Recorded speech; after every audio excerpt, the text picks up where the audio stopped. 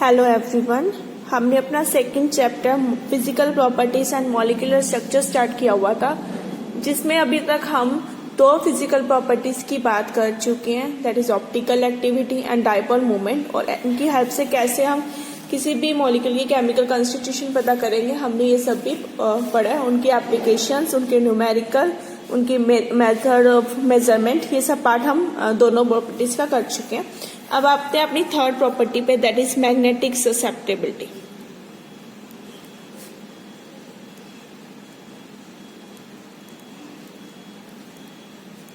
जो magnetic susceptibility है ये आप इनऑर्गेनिक में भी पढ़ोगे, वहां पर भी सेम ही है मैग्नेटिक ससेप्टेबिलिटी जैसी आपके फिजिकल में है।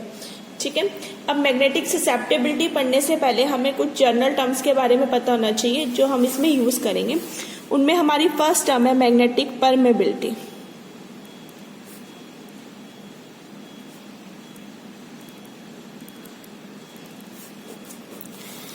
अब यहाँ पे दो टर्म है, एक है मैग्नेटिक, दूसरी है परमेबिलिटी। मैग्नेटिक तो means magnetic line of forces की यहाँ पे बात कर रहा है। ठीक है, परमेबिलिटी मीन्स परमिशन, कितनी परमिशन है उन्हें पास होने की। ठीक है, तो हम यहाँ देखते हैं कि तो मेरे पास मैं एक मैग्नेट ले रही हूँ। ठीक है, जो मैग्नेट के पोल है लेट उनकी जो स्ट्रेंथ हम मानते हैं वो है M1 M2।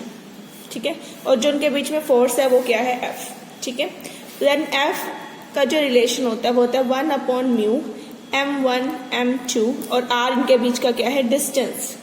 ठीक है, R इनके बीच का क्या है डिस्टेंस, ये उनकी पोल स्ट्रेंथ है। फोर्स है F क्या उनकी फोर्स आ गई, तो ये मेरे पास आता है R² की। ठीक है, this mu is magnetic permeability.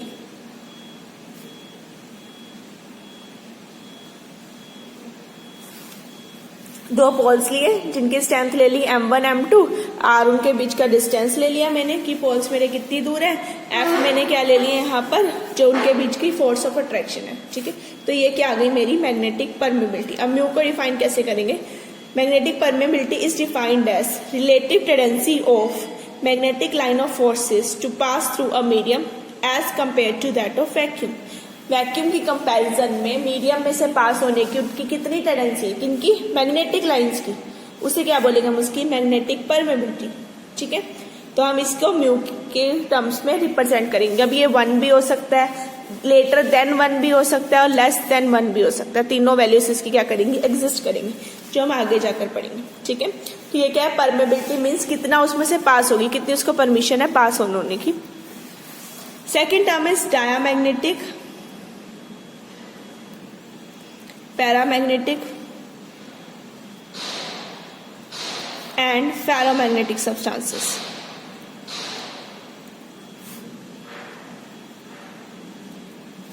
अब हम बात करते हैं डाया, पैरा और फेरोमैग्नेटिक सब्सटेंसेस। डाया, पैरा, फेरो ये आपने बहुत बार पढ़े। डाया मैग्नेटिक वो जिसमें क्या होगी, पेयरिंग होगी।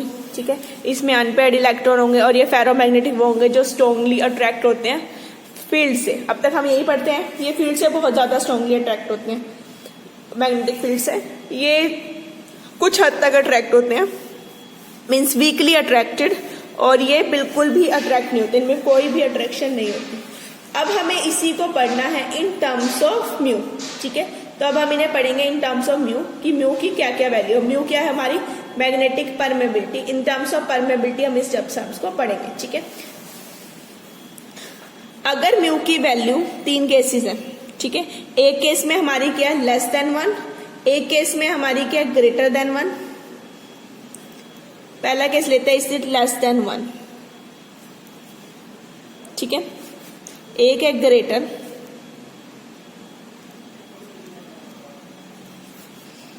ठीक है, और एक हम लेते हैं बहुत ज्यादा, वेरी हाई। 3 केसेस। एक केस है म्यू इज लेस देन 1, उसे हम बोलते हैं डायामैग्नेटिक। ग्रेटर देन 1 पैरामैग्नेटिक, और वेरी हाई मीन्स फेरोमैग्नेटिक। ये फील्ड से स्ट्रांगली अट्रैक्ट होते हैं, ये फील्ड से वीकली अट्रैक्ट होते हैं, ये फील्ड से बिल्कुल भी अट्रैक्ट नहीं होते। ठीक है, mu is less than 1 mean substance क्या हो गया मेरा डायामैग्नेटिक। इसका मतलब है उसमें बहुत ही लेस टेंडेंसी है लाइंस का पास होने की। ठीक है, हमने अभी ऊपर कहा था ना परमेबिलिटी क्या है, मैग्नेटिक लाइन ऑफ फोर्सेस का सब्सटेंस में से पास होना, दैट इज मैग्नेटिक परमेबिलिटी। इस केस में लेस देन 1 है, इसके मतलब इसकी परमिशन बहुत कम है, ठीक है, पास होने की परमिशन क्या है, कम है। पैरामैग्नेटिक क्या होंगे, which is greater than 1, greater than मतलब 1 मतलब इनकी ग्रेटर टेंडेंसी है सब्सटेंस में से पास होने की, मैग्नेटिक लाइन ऑफ फोर्सेस की ग्रेटर टेंडेंसी होगी सब्सटेंस में से पास होने की, तो क्या हो गया पैरामैग्नेटिक। और ये हाई है, हाई मतलब 10⁻³ और मोर, इनकी जो वैल्यू होती है इतनी ज्यादा होती है, इसका मतलब है इनकी बहुत ज्यादा हाई टेंडेंसी है सब्सटेंस में से पास होने की, that's are called ferromagnetic substances. Ferromagnetic like iron, cobalt, nickel, ये सारे इसमें ही आते हैं, ठीक है, ये सारे क्या हमारे पास फेरोमैग्नेटिक सब्सटेंसेस, ये जितने भी हो गए उनके साथ अलॉयज हो गए इनके, ये सारे कौन से होते हैं फेरोमैग्नेटिक, मींस इनकी हाई टेंडेंसी होती है कि इनमें से मैग्नेटिक लाइन ऑफ फोर्सेस पास हो जाए, दैट्स व्हाई इनकी म्यू की वैल्यू बहुत ज्यादा हाई होती है, ठीक है। एक केस होता है जिसमें हम म्यू को क्या लेते हैं 1 फॉर वैक्यूम, वैक्यूम के लिए हम म्यू की वैल्यू हमेशा क्या लेते हैं 1, ठीक है। एयर में इसकी वैल्यू अप्रोक्सीमेटली 1 आती है, पर वैक्यूम के लिए इसकी वैल्यू हमेशा क्या होती है 1 होती है, ठीक है। तो ये थे हमारे diamagnetic, paramagnetic and ferromagnetic substance in terms of mu. पीछे हमने इस म्यू को in terms of dipole moment किया था, पर यहाँ पर ये परमेबिलिटी है जिसे हम बार बार चैप्टर में यूज करेंगे, ठीक है। यहाँ पर मुझे मैग्नेटिक फील्ड स्ट्रेंथ की बात करनी है, डायपोल मूवमेंट में मैंने इलेक्ट्रिक फील्ड स्ट्रेंथ की बात की थी, यहाँ मैग्नेटिक फील्ड स्ट्रेंथ है, ठीक है। तो आपने म्यू ध्यान रखा है, ग्रेटर देन 1 है, लेस देन 1 है या वेरी हाई है, तो उसके according substance diamagnetic, paramagnetic and ferromagnetic हो जाएगा। तो ये थी 2 बेसिक टर्म्स। अब आते हैं अपने मेन टॉपिक पे, that is magnetic susceptibility.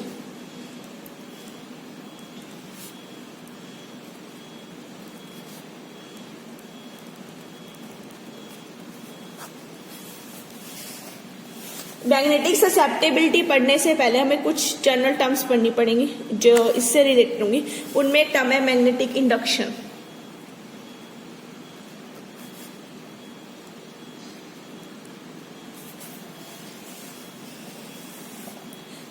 Magnetic induction होता है strength of magnetic field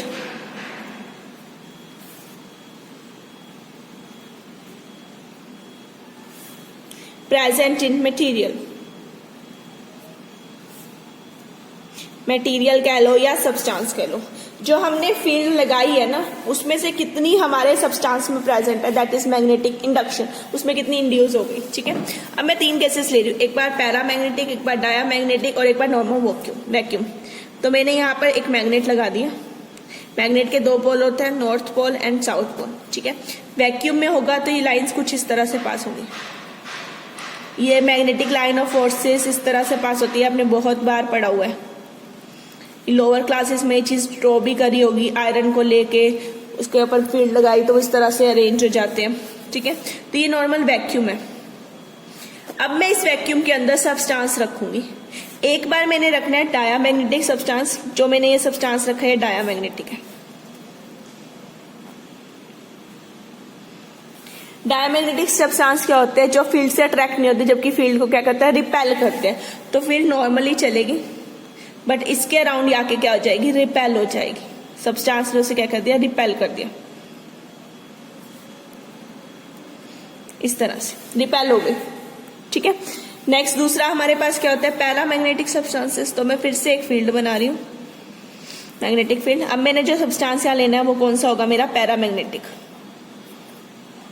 paramagnetic कौन से होते हैं, जो फील्ड में क्या होते हैं अट्रैक्ट होते हैं, तो फील्ड अपना नॉर्मल चलेगी बट इसकी तरफ क्या हो जाएगी, अट्रैक्ट होती रहेगी।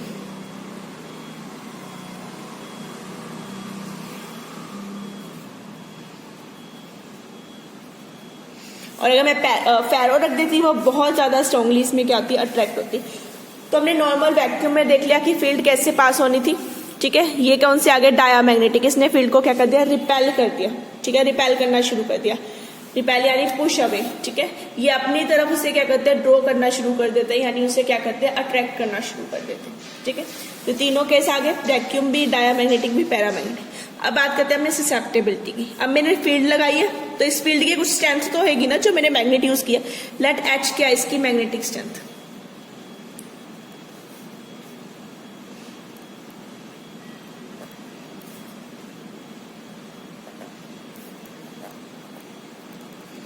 जो अप्लाइड मैग्नेटिक फील्ड है उसकी स्ट्रेंथ मैंने क्या ले ली, H ले ली, ठीक है। B जो है मेरा वो क्या है, magnetic induction.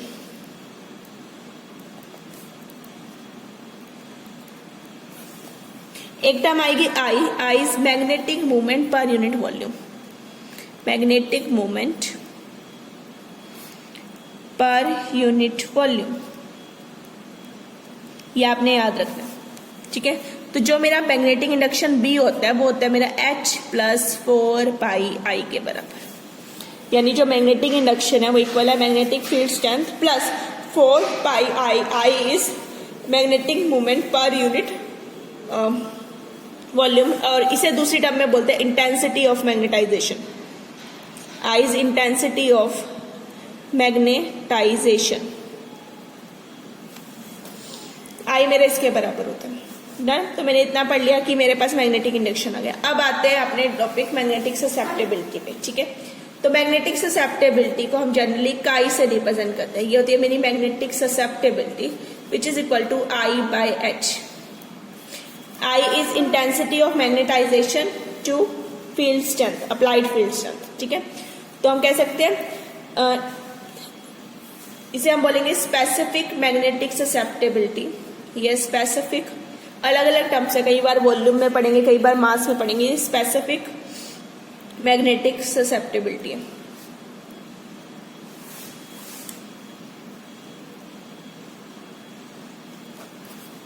It is defined as ratio of intensity of magnetization to the applied field strength। हम इस फॉर्म में से लिख सकते हैं, ठीक है। अब मान लो मुझे निकालना है इसे मोलर टर्म्स में, तो ये है मोलर मैग्नेटिक ससेप्टेबिलिटी।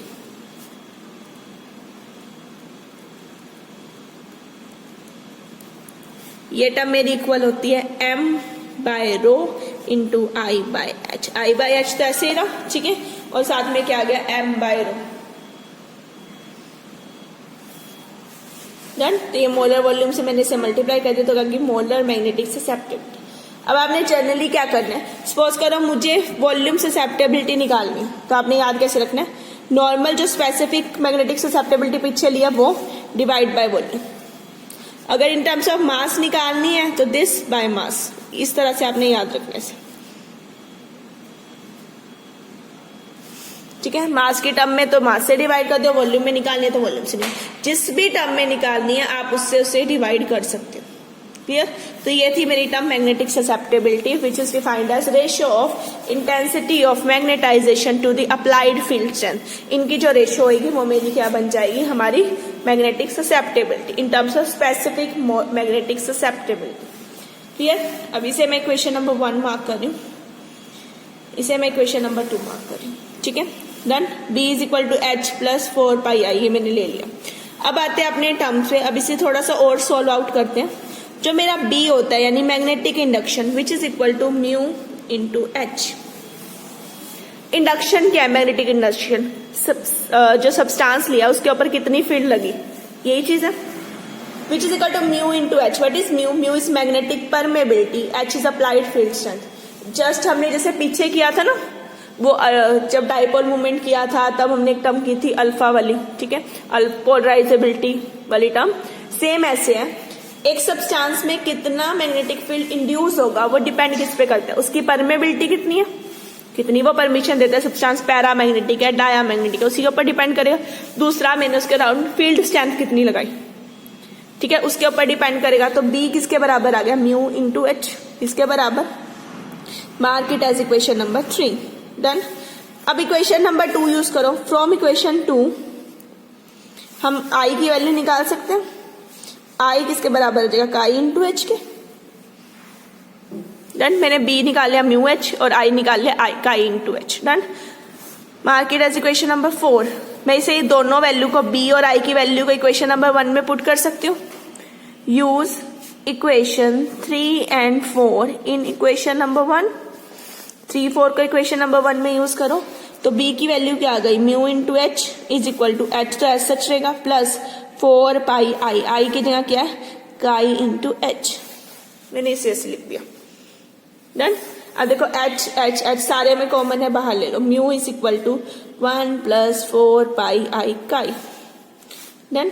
तो मैं स्काई को ऐसे लिख सकती हूँ, यानी मैग्नेटिक ससेप्टेबिलिटी को म्यू -1, ये मैं इधर ले गई, अपॉन क्या आ गया 4 पाई।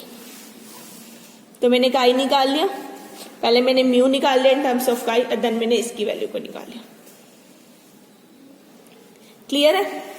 डन। अब वो क्या कहते हैं कि ये जो ससेप्टेबिलिटी हमने ली है, ये जनरली हमारी क्या मास ससेप्टेबिलिटी, ठीक है। तो वो रिलेशन में ले लेते हैं।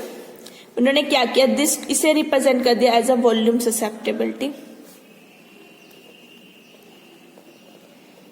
कहते हैं जनरली ये जो वैल्यू होती है वॉल्यूम ससेप्टेबिलिटी होती है, और इससे रिप्रेजेंट किया है मास ससेप्टेबिलिटी। ये जो टर्म है जिसे आपको याद रखनी है, इसे कहा क्या है, ये मास ससेप्टेबिलिटी। डन, मेरे पास ये टर्म आ गई। अभी मैंने पीछे कहा था जो ससेप्टेबिलिटी निकाल ली हो उसे उसी टर्म से डिवाइड कर दो। तो सपोज करो मैं इसे वॉल्यूम ससेप्टेबिलिटी लिखती हूँ, तो ये ऐसे हो जाएगी। और अगर मैं इसे मास ससेप्टेबिलिटी लिखती हूँ स्मॉल m, तो कुछ ऐसे हो जाएगी। Done. Now density is equal to mass upon volume होता है, मुझे पता है। तो मैं यहाँ से मास निकाल सकती हूँ, तो m की वैल्यू यहाँ से क्या आएगी और v की वैल्यू यहाँ से क्या आएगी। वॉल्यूम निकाल लो यहाँ से, तो वॉल्यूम आ जाएगी काई बाय काई वी, ये आ जाएगा काई बाय काई एम। m बाय वी यहाँ से कर दो, m की वैल्यू पुट करी डिवाइड बाय v की वैल्यू पुट करी, ये कैंसिल हो जाएगा x x। तो मेरे पास डेंसिटी किसके बराबर आ गई, दिस अपॉन m। डन। ये याद रखने के लिए कि ये रिलेशन आया कैसे, ये रिलेशन हम यहाँ डायरेक्ट यूज करेंगे, आपको ये निकालने की जरूरत नहीं है, सिर्फ बताने के लिए था कि ये रिलेशन की वैल्यू आती कैसे है। मेरे पास काई क्या, वॉल्यूम ससेप्टेबिलिटी, काई डैश क्या है मेरे पास, मास ससेप्टेबिलिटी, ठीक है। तो कहते हैं जनरली जो मास ससेप्टेबिलिटी होती है, मास ससेप्टेबिलिटी यानी दिस इज इक्वल टू होती है हमारी दिस इंटू दिस, इसके बराबर, ठीक है। तो मैं यहां से वॉल्यूम की वैल्यू निकाल सकती हूँ, दिस इंटू वी। अब देखो मास ससेप्टेबिलिटी ये रही, इसे इस तरह से लिखा जाए तो यह कुछ ऐसा आएगा। तो mass susceptibility is equal to volume susceptibility over density, तो हम इस तरह से इसे निकाल सकते हैं, ठीक है। तो मेरे पास ये रिलेशन आ गया, इसे मार्क कर दो equation number 5। Put this value in equation number 5, ठीक है। तो मेरे पास ये आ गया, this is equal to this into this. Put this value in equation number 5। यहां पे आपको डायरेक्ट रखना है रिलेशनशिप, वो सिर्फ बताने के लिए था कि आया कैसे। 5 में पुट करेंगे, इसकी जगह ये पुट करना है, ठीक है। तो मैंने ये यहां पे रखा, रो को मैं नीचे ले गई, तो ये आ जाएगा this is equal to mu -1 upon 4 pi रो,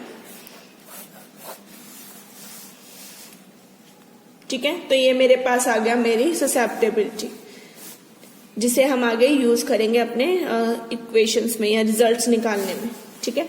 अब म्यू की वैल्यू ले लो, हमने 3 टर्म्स में बोला था, आइदर ग्रेटर देन 1 और लेस देन 1, ठीक है, और या फिर वेरी हाई। 3 केस थे, पहला डायमैग्नेटिक, डायमैग्नेटिक सब्सटेंसेस के लिए म्यू इज लेस देन 1 था, म्यू की वैल्यू 1 से लेस होगी तो इसकी वैल्यू क्या हो जाएगी, नेगेटिव। यहीं से देख लो ना, अगर ये वैल्यू कम हो गई 1 से तो ये वैल्यू क्या आ जाएगी, नेगेटिव। पैरामैग्नेटिक के लिए क्या है, पैरामैग्नेटिक के लिए म्यू की वैल्यू 1 से बड़ी है, that means this term come out to be positive, ठीक है। और फेरो के लिए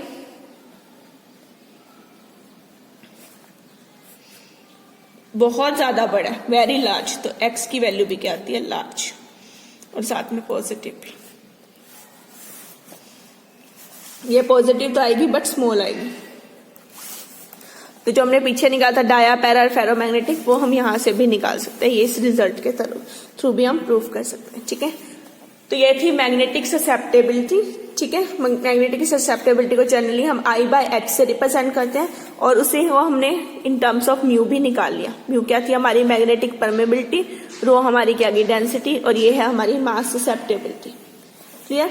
अब करते हैं इसकी मेजरमेंट कि कैसे हम इसे मेजर कर सकते हैं। Next topic is measurement of magnetic susceptibility.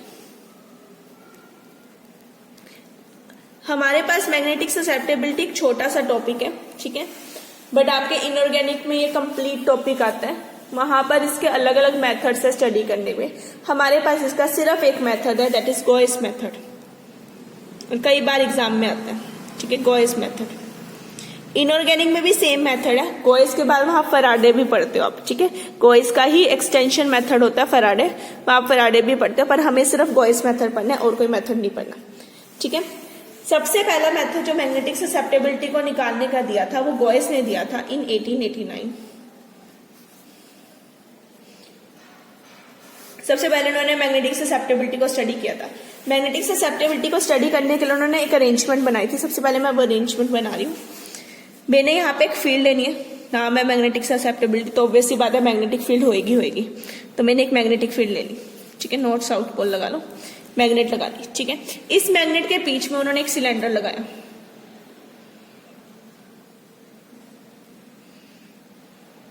एक ट्यूब टाइप, ठीक है, और इसकी दूसरी साइड पे मेरे पास क्या है, वेइंग बैलेंस, इसमें वेट पड़ा।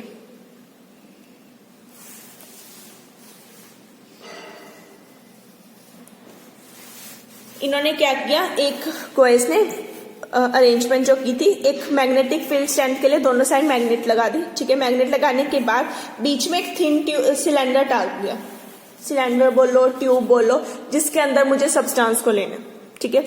इसको एक थिन वायर से हमने हैंग कर दिया और इसके जो दूसरी साइड पर है हमने यहाँ पर क्या लगा दिया, एक वेइंग बैलेंस लगा दिया ताकि हम वेट को नोट कर सकते हैं, ठीक है। वेट का बैलेंस लगा दिया ताकि हम इसमें कितना वेट एड अप हुआ और कितना सब्ट्रैक्ट हुआ वो चीज हम निकाल सकें। डन। अब क्या करना है, मेरे पास दो तरह के सब्सटेंस लेने हैं, डाया या पैरा, ठीक है। डाया मैग्नेटिक अभी मैंने पीछे दिखाया था आपको, जो फील्ड को क्या कर रहा था, रिपेल कर रहा था, फील्ड से रिपेल हो रहा था, और पैरा फील्ड से अट्रैक्ट हो रहा था। ये चीज ध्यान रखनी है। अगर मैं इसमें नॉर्मल खाली रखूंगी, ठीक है, कुछ नहीं रखा, तो इसमें कुछ ना कुछ वेट आएगा, ठीक है। अब मैंने उस वेट के लिए क्या कर दिया, इसके अंदर डाल दिया कुछ डाया मैग्नेटिक सब्सटेंस। अब मैंने जैसे इसके अंदर डाया मैग्नेटिक सब्सटेंस डाला, उसने फील्ड से क्या होना है, रिपेल हो जाना है। रिपेल होएगा तो ये ऊपर की तरफ मूव करेगा। इन्हें बैलेंस करने के लिए मुझे इसमें से कुछ वेट को निकालना पड़ेगा, ठीक है। तो मैं यहाँ से कुछ वेट को निकालूंगी। दूसरा केस कर लो। अब मैंने यहाँ पे क्या डाल दिया, पैरामैग्नेटिक सब्सटेंस। पैरामैग्नेटिक सब्सटेंस डाला। पैरामैग्नेटिक सब्सटेंस डालने के बाद वो फील्ड से क्या हुआ, अट्रैक्ट आया, तो नीचे की तरफ झुकेगा, नीचे की तरफ आ जाएगा, तो इसलिए मुझे इसमें कुछ ना कुछ वेट एड अप करना पड़ेगा। क्लियर। मैं यहाँ लिख रही हूँ, अगर मैंने सब्सटेंस डाला डाया तो वो फील्ड से क्या होगा, रिपेल। रिपेल होएगा तो वेट को क्या करना पड़ेगा, रिमूव करना पड़ेगा। अगर मैंने सब्सटेंस डाला पैरामैग्नेटिक,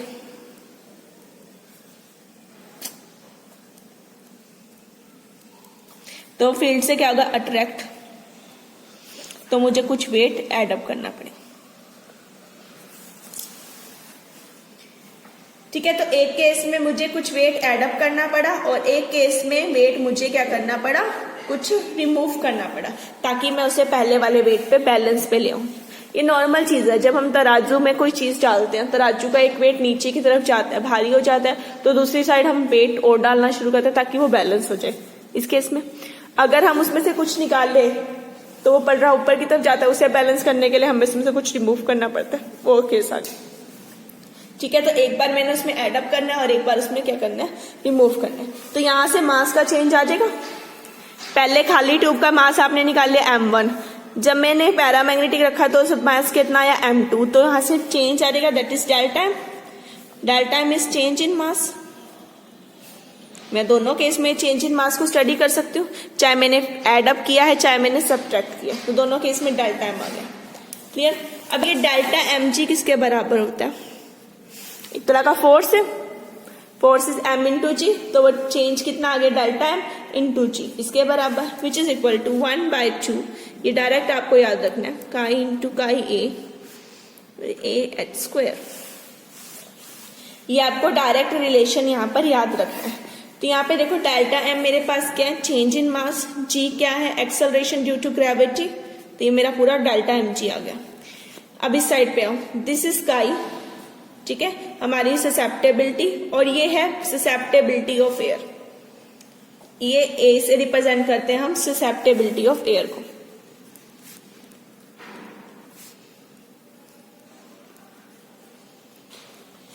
ये आ गई मेरी एयर की ससेप्टेबिलिटी।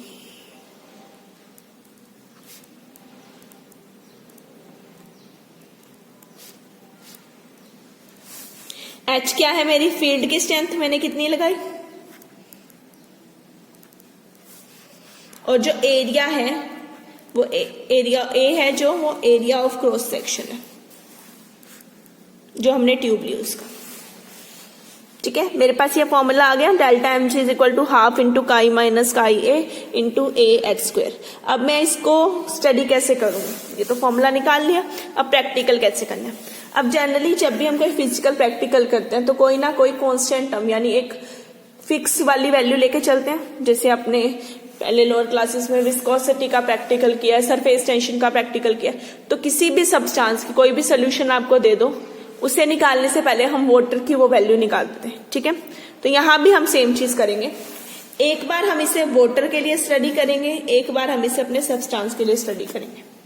ठीक है, सेम चीज वाटर के लिए की, खाली ट्यूब में हमने क्या डाल दिया, वाटर डाल दिया। जब खाली ट्यूब की वैल्यू ली तो वो एयर की आ गई, और जब वाटर डाल दिया तो वो डब्ल्यू वाली वैल्यू आ गई। तो उसके लिए हमारे पास फॉर्मूला क्या बन जाएगा, सब कुछ सेम रहेगा, बस ये किसकी वैल्यू आ जाएगी, हमारे वाटर की। इसे इक्वेशन नंबर 1 मार्क कर दिया। ठीक है, ये आ गई फॉर वाटर। पहले आप पूरा प्रैक्टिकल किसके लिए करोगे, वाटर के लिए करोगे। वाटर के लिए आपने सारी चीजें करती, ये कैसे आएगा, पहले कितना वेट था, फिर वाटर डालने पे कितना वेट आया, चेंज आ गया वहां पे, ससेप्टेबिलिटी वाटर की निकाल लोगे यहां से, और यहां से इसकी वैल्यू आ जाएगी। डन। दूसरा हमने क्या करना है, सेम चीज को रिप्लेस कर देना है, वाटर की जगह ट्यूब के अंदर क्या डाल देना है, हमारी सब्सटेंस को, जो भी होगा, पैरा हो चाहे डायामैग्नेटिक हो या फेरोमैग्नेटिक, अपने वो सब्सटेंस डाल देना है। तो उस केस में जो चेंज आया वो डेल्टा एम एस बचेगा इंटू जी हाफ, ये ससेप्टेबिलिटी किसकी बन गई, अब मैंने जो सब्सटेंस लिया उसकी, माइनस एयर की, जो भी एयर आएगी, ए एच स्क्वायर। मैंने इन्हें चेंज नहीं किया, जी इज कांस्टेंट। ठीक है, चेंज किस में आना है, सिर्फ मास में और ससेप्टेबिलिटी में। एच फील्ड स्ट्रेंथ तो दोनों केस में सेम रही ना, एरिया ऑफ क्रॉस सेक्शन क्योंकि ट्यूब भी मैंने चेंज नहीं की तो वो भी क्या रहा, सेम रहा। तो 1 और 2 आ गई। अब 2/1 कर दो, डिवाइड इक्वेशन 2/1, 2 से 1 को डिवाइड कर दो। मैं अभी इक्वेशन लिख रही हूं सिर्फ,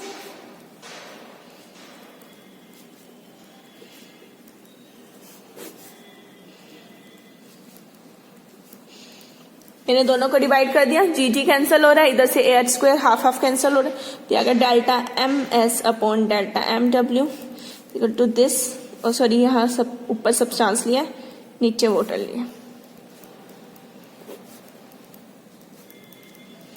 बाकी सारी टर्म कैंसिल आउट होगी मेरे पास। ठीक है, अब मेरे पास ये चीज आ गई। अब डेल्टा एम एस और डेल्टा एम डब्ल्यू, ये क्या, चेंज इन मास। जब मैंने सब्सटेंस रखा और जब मैंने क्या रखा, वाटर रखा, ये तो मैं इस तराजू के जो वेट है मेरा, इसकी हेल्प से निकाल सकती हूँ, तो ये टर्म आ जाएगी।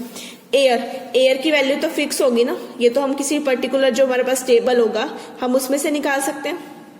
ठीक है, ऐसे ही जो वाटर होता है पर्टिकुलर टेम्परेचर पे क्या वैल्यू आनी है वो भी क्या हो गई, फिक्स हो गई। तो ये और ये तीनों टर्म मेरे पास आ गई, ये मैंने निकाल लिया चेंज। मेनली इसमें आपको चेंज ही पढ़ना है। ठीक है, कितना वेट में चेंज आया वो निकालना है आपने। ठीक है, तो तीनों टर्म मुझे टेबल से मिल जाएंगी, ये दोनों मैंने यहां से निकाली, क्या रह गया, दिस वैल्यू। तो मैं यहाँ किसकी वैल्यू निकाल सकती हूँ, दिस, यानी मैग्नेटिक ससेप्टेबिलिटी ऑफ सब्सटेंस की। क्लियर। तो ये था मेरा गोएस मेथड। गोएस की कुछ लिमिटेशन थी, जैसे इस ट्यूब की, इस ट्यूब को हमने कैसा चूज किया, डायामैग्नेटिक पैरामैग्नेटिक, ऐसा कुछ नहीं बताया। अगर मान लो ये डायामैग्नेटिक होता कुछ हद तक खुद ही भी तो फील्ड से रिपेल होगा, पैरा होगा तो खुद अट्रैक्ट होगा, तो हमें कैसा सब्सटेंस इस ट्यूब का चूज करना चाहिए, गोएस ने ये नहीं बताया। तो यहाँ पर कुछ हद तक वो फेल हो गया था, जिसको आगे थोड़ा सा एक्सटेंड किया फेराडे ने, जो आपने इनऑर्गेनिक में पढ़ना है। यहाँ पर ये छोटा सा पार्ट लिया है गोएस मेथड, और ये कई बार एग्जाम में आ जाता है। किया क्या गोएस ने, मैग्नेट के अराउंड एक फील्ड रखी, उसके अंदर एक ट्यूब रखी, इस ट्यूब के अंदर अपना सैंपल फिल करना है, इसको एक साइड से बैलेंस से जोड़ दिया। डायामैग्नेटिक होता रिपेल होगा तो कुछ वेट हमें रिमूव करना है, पैरा होगा तो अट्रैक्ट होगा, कुछ वेट हमें एडअप करना है। ये क्या आ गया, चेंज आ गया, मास में कितना चेंज आया। हमने ये फॉर्मूला निकाल लिया है यहाँ से, ठीक है। ए हमारी एरिया ऑफ क्रॉस सेक्शन है इस ट्यूब का, एच हमारी फील्ड की स्ट्रेंथ है जितनी हमने लगाई। अब प्रैक्टिकल में हम एक बार इसे वाटर के साथ परफॉर्म करेंगे और एक बार हम इसे अपने सैंपल के साथ परफॉर्म करेंगे। दोनों के लिए मैंने निकाल लिया, डिवाइड किया, जो कैंसिल अप हो रहा था कैंसिल कर दिया। चेंज इन मास हम यहाँ से हेल्प से निकाल सकते हैं, एक बार वाटर रख के और एक बार सैंपल रख के। एयर की वैल्यू, ससेप्टेबिलिटी की और वाटर की वैल्यू ये स्टैंडर्ड होंगी, जिसे हम अपने टेबल से पढ़ लेंगे, ठीक है। रह गया क्या, सैंपल की ससेप्टेबिलिटी, तो रेस्ट सारी टर्म पुट करो और जो वैल्यू हमारी रह गई है हम उसकी वैल्यू को यहाँ से क्या कर सकते हैं, फाइंड अप कर सकते हैं।